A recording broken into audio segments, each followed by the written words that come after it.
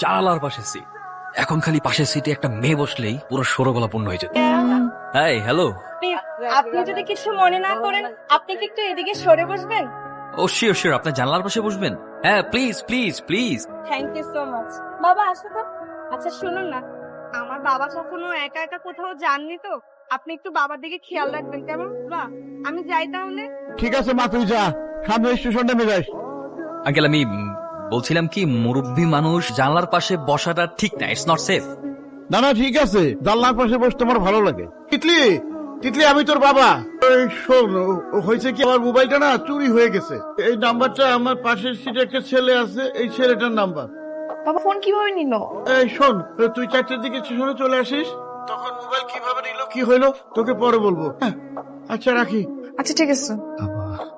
Hello, আমার বাবা কি করছে? আপনার বাবা আর আমি দুজন একসাথে। আচ্ছা আপনি একটু আমার বাবা দিকে খেয়াল রাখবেন, হ্যাঁ? যদি ওয়াশরুমে যেতে সঙ্গে সঙ্গে যাবেন। মনে হচ্ছে আমার শ্বশুর, প্রতিটি মিনিটে মিনিটে তার সেবা করব। হ্যালো, কিছু বলছেন না যে? আচ্ছা আমি স্টেশনে আসতেছি, আপনি ট্রেন থেকে নেমে গেলে আমাকে একটা কল করবেন। ঠিক আছে। রাখি, হ্যাঁ? এত লেট হলো কি করে? কতক্ষণ ধরে দাঁড়িয়ে আছি? ট্রেন লেট করতে হবে। হ্যালো, আমি তিথি, ওই যে ট্রেনে করে আপনার পাশে বসে আমার বাবা ঢাকায় আসছে খুলনা থেকে, চিনতে পেরেছেন? না চেনার তো কোনো কারণ নেই। এই নাম্বার আপনি 1.5 ঘন্টায় মোট 17 বার করেছিলেন, খুব ভালোভাবে চিনতে পেরেছি। ও বাবা, আপনি কি কাউন্ট করে রেখেছেন নাকি? Silly me. আচ্ছা বাদ দিন, আপনারা ঠিক মতো বাসায় এসেছেন? হ্যাঁ একটু আগেই আসলাম। আসলে সরি, হ্যাঁ আপনার সঙ্গে না তখন কথা বলা হয়, একটু ধন্যবাদও দেওয়া হয়নি। আমি একটা অন্য টেনশনে ছিলাম তো, তাই কিছু মনে করবেন প্লিজ। না না, it's okay, I don't mind. কিছু মনে করি না। আর এমনিতেও সুন্দরীদের ভুল হলে সেটা মনে রাখতে নেই। কিছু বললেন? কিছু না, এমনি। আচ্ছা ঠিক আছে, ভালো থাকবেন। আল্লাহ হাফিজ। ওকে। তিথি, ছোট্ট নাম, মিষ্টি নাম। বাবা বসুন না। শিওর। বাবা কোথায় তুমি? কিরে মা, ডাকছিস কেন? আসসালামু আলাইকুম। ওনার সাথে রাস্তাতেই দেখা, বাসার নিচ পর্যন্ত যখন চলে এসেছি ভাবলাম আপনার সঙ্গে দেখা করে যাই। ও ভালো কাজ করেছো মা। তিথি যা, নতুন মেহমান এসছে, নাস্তা পানির ব্যবস্থা কর। না না আঙ্কেল, কোনো দরকার নেই। তিথি আপনি বসুন, কোনো ব্যবস্থা করতে হবে না প্লিজ। অবশ্যই দরকার আছে, আপনি চুপ করে এখানে বসুন। তোমার বাবা মা কেমন আছে? আঙ্কেল, আমার বাবা আলহামদুলিল্লাহ ভালো আছেন, বাট মা কিছুটা অসুস্থ। চিকিৎসা করাও, অবহেলা করো না। চিকিৎসা নিয়ে অবহেলা করা মোটেও ঠিক না। তিতির মা যখন মারা যায় আমি অবহেলা করেছি, সিরিয়াসলি নেইনি। সম্ভবত আমার অবহেলার কারণে সে মারা গেছে, আমি বাঁচাতে পারিনি। ওটা হচ্ছে আমি যখন ভার্সিটিতে পড়াশোনা করেছি তখন আমার ফুটবল টিম চ্যাম্পিয়ন হয়েছিল। সবাইকে কি তোমার প্রাইজের কথা বলতে হয় বাবা? আমি দেখালাম কোথায়, ও নিজে থেকেই দেখেছে। তো হাতে করে এনে দেখাবে না? তুমি তো সবাইকে হাতে করে এনে দেখাও। আচ্ছা ঠিক আছে, আমি আয়। না না আঙ্কেল, কোনো দরকার নেই। তিথি প্লিজ, দরকার নেই। আমি ওইখান থেকে দেখছি, এনাফ ফর মি। দরকার আছে, না হলে আমার বাবার শান্তি হবে না। আপনি বসুন। ফাইন, ঠিক আছে। না দেখিয়ে ছাড়বে না। দেখি। আরে কিছু হয় না, আপনি ছাড়ুন। কিছু হয় নাই মানে?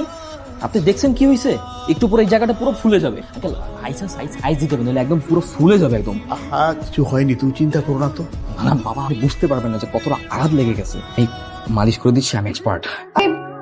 আমি মেডিকেল স্টুডেন্ট, ব্যথা কতটুকু লেগেছে আমি অনুভব করতে পারছি। ছাড়ুন। সরি, মানে ডক্টর। ডক্টর হয়নি, তবে খুব তাড়াতাড়ি হয়ে যাবে ইনশাআল্লাহ। ও বসুন বসো। আচ্ছা, বসুন আপনি। আপনি ডক্টর, এটা শুনে খুব ভালো লাগলো। হ্যাঁ আচ্ছা, একটা ফোন আছে। হ্যাঁ বাবা বলো। এই শোন, তোর মা আবার অসুস্থ হয়ে পড়ছে, আমি হসপিটালে নিয়ে আসছি। তাড়াহুড়োর কারণে তো খবর দিতে পারিনি, তুই তাড়াতাড়ি চলে আয়, হসপিটালে চলে আয়। আচ্ছা ঠিক আছে, আমি এখনই আসছি। কোনো সমস্যা? আমার মা বেশ কয়েকদিন যাবত অনেক অসুস্থ ছিল, আসলে হয়তো অনেক বেশি সমস্যা হয়ে গেছে। আমাকে ইমার্জেন্সি এখনই হাসপাতালে যেতে হবে। আঙ্কেল সরি, আমাকে এখন হাসপাতালে যেতে হচ্ছে। ঠিক আছে, অন্য একদিন দেখা হবে। বাবা আমিও যাই ওর সঙ্গে। হ্যাঁ যা। ঠিক আছে, তুমি একটু আমার সাথে বাইরে আসো। সমস্যা নেই, টেনশন করবেন না। আচ্ছা আমি চলে আসছি, আপনি তাহলে যান সাবধানে। আমি বাসায় গেলাম, টেনশন করবেন না। হ্যাঁ, আল্লাহ হাফিজ। স্যার যেটা বলছে সেই করুন, বাসায় নিয়ে যাও।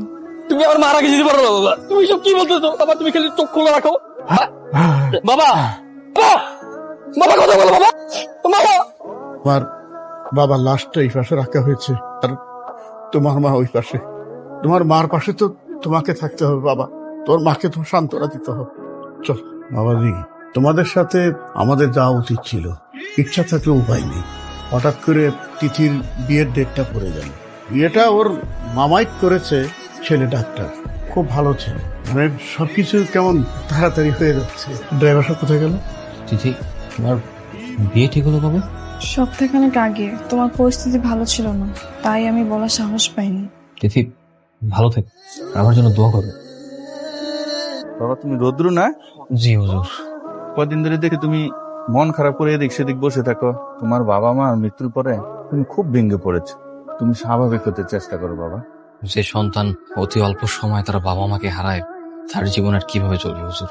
দেখো, আমাদের নবী করিম সাল্লাল্লাহু আলাইহি সাল্লাম ওনার কিন্তু জন্মের আগে ওর বাবাকে হারিয়েছে, এর 5 বছর পরে ওনার মাকে হারিয়েছে। আসলে জন্ম মৃত্যু এটা আল্লাহর হাতে। আল্লাহ পাক আমাদেরকে পাঠিয়েছেন, আবার আল্লাহ পাককে আমাদের নিয়ে যাবেন। এই কঠিন সিদ্ধান্ত আমার মানতে হবে। নিজেকে এভাবে আর কষ্ট না দিয়ে স্বাভাবিক হতে চেষ্টা করো বাবা।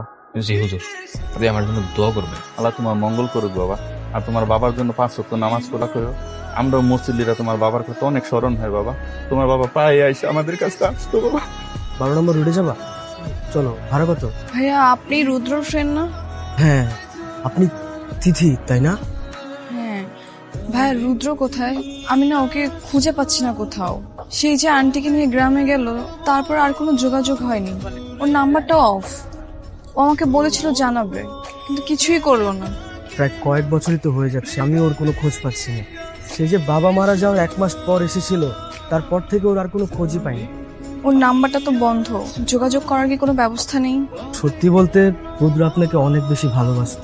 হুট করে ওর মার অসুস্থতার কারণে এই কথাটা বলতেও আপনাকে বলতে পারেন, সেরকম পরিস্থিতি হয়ে ওঠেনি। আঙ্কেল আন্টির শেষ বিদায়ের সময় তো আপনার বিয়ে হয়ে গেল, হয়তোবা সেই কষ্টে দূরে কোথাও হারিয়ে গিয়েছে। এই তিথি, এদিকে আসো।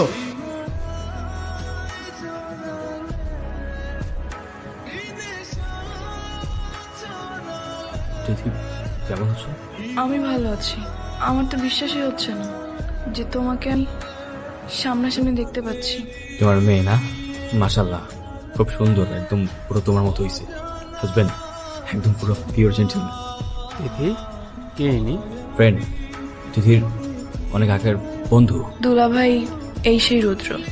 কি ব্যাপার, তোমরা এখনো এখানে দাঁড়িয়ে আছো? ট্রেন এখনো আসেনি? না, ট্রেন আসতে মনে হয় একটু টাইম লাগবে। আচ্ছা মাম্মা, নাকি খুব চেনা চেনা মনে হচ্ছে। আরে চেনা চেনা তো লাগবেই। ও হচ্ছে তিথি সেই না বলো ভালোবাসা, যার জন্য তিথি বিয়েটাই ভেঙে দিয়েছিল। ও আচ্ছা, আপনি সে? তিথির তাহলে বিয়ে হয়নি? না, হয়নি। চলো না, বাবুর জন্য কিছু খাবার নিয়ে সিট নে। সত্যি তুমি বিয়েটা ভেঙে দিয়েছো? তো কি করব, বিয়ে না ভেঙে তো আর কোনো উপায় ছিল না। আমি এমন একটা বাবা মানুষকে ভালোবাসলাম যে আমাকে ভালোবাসলো ঠিকই, কিন্তু বলতে আর পারলো না। একবার বলতে তো পারতা রুদ্র। দেখো তিথি, বাস্তবতা অনেক কঠিন। ভালোবাসলেও সেই সময়টাতে ভালো বলার মতো সিচুয়েশন ছিল না। ছেলেটার মা মৃত্যু শয্যায় ছিল। দিন রাত 24টা ঘন্টা ছেলেটার মায়ের মৃত্যু ভয়ে তার দিন কাটত। ভাগ্যের কি দিন পড়িয়ে থাকে, ছেলেটার মায়ের আগে তার বাবা চলে যায়। ঠিক সেই সময় তোমার বাবা এসে বলে তোমার বিয়ে ঠিক হয়ে গেছে। তখন সেই চিন্তা কি বা করার ছিল বলো? তাই বলে এভাবে হারিয়ে যাবা? যাকে ভালোবাসি তাকেই যদি না পাই, থেকেই বা কি করবো? তুমি জানো না রুদ্র, তুমি হারিয়ে যাওয়ার পর আমি তোমাকে প্রত্যেকটা সেকেন্ড, প্রত্যেকটা মিনিট কতটা মিস করেছি। তোমার কি একবার ওই তিথির কথা মনে পড়েনি? আমি হয়তো তোমাকে বলতে পারিনি, কিন্তু আমার একটা আত্মবিশ্বাস ছিল যে কোনো না কোনো দিন আমি তোমাকে পেয়ে যাব। আর সেই জন্য আমি এখনো বিয়েই করিনি। সৃষ্টিকর্তা বড়ই মহান, দয়াবান। তিনি আমার প্রতি নির্দয় হতে পারতেন, কিন্তু তিনি নির্দয় নন। জীবনের সবকিছু হারিয়ে ছেলেটা যখন সৃষ্টিকর্তার কাছে বারবার মুক্তি চাইতো, অতঃপর সৃষ্টিকর্তা তার ডাক শুনেছে। দেখো, আমার জীবনের সবকিছু সৃষ্টিকর্তা কেড়ে নিলেও বেঁচে থাকার জন্য আমার ভালো মানুষকে তিনি আবার ফিরিয়ে দিয়েছেন। রুদ্র, আমি কি তোমাকে একটু জড়িয়ে ধরতে পারি?